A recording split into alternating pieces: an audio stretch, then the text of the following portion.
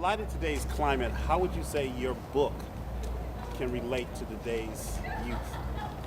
Listen, my big thing is that God is still in the miracle business. We need to have 2 ears and 1 mouth, that ratio, right? We need to listen twice as much as we're speaking. We need to find a way to go from tolerance to understanding. And if we understand where our neighbors are coming from, white, black, Jew, Gentile, conservative, or liberal, then we can go to a better place. America's a great country. We have greatness within us. I don't want to have no language from me or for those supporting me that we are not a great country. We're not a country of ideals and pluralism. We need to get to a point where we go from surviving to overcoming, right? We go from surviving to thriving. And I want to make sure that people have great economic opportunities and that there is peace and opportunities in the hearts of all Americans.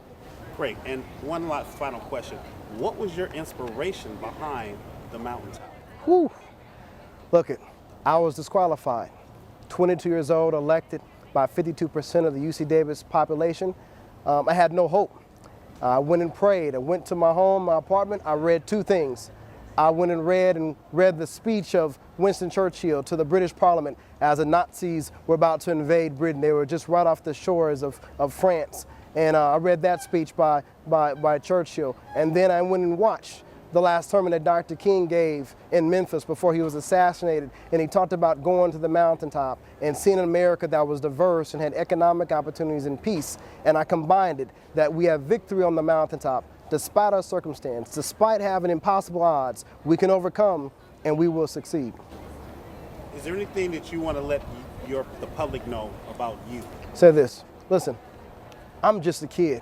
I'm a guy born in Oakland, raised in Richmond, grew up in Fresno, became a man in Davis, right? Overcoming possible odds, right? I had a gun to my head at 15 years old, a .22 revolver. And if I overcome that situation, I can overcome a disqualification. If I can overcome threats from the Ku Klux Klan, then I guarantee you, right, there's a powerful message for you on the mountaintop, and that you can go from the pit to the palace. I look forward to helping you get from the pit to the palace, and we're going to be partying together across America and across this world.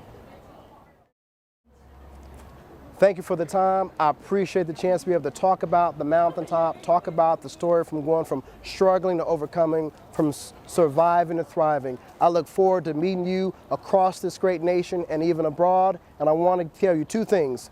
Take care of each other and take care of yourselves.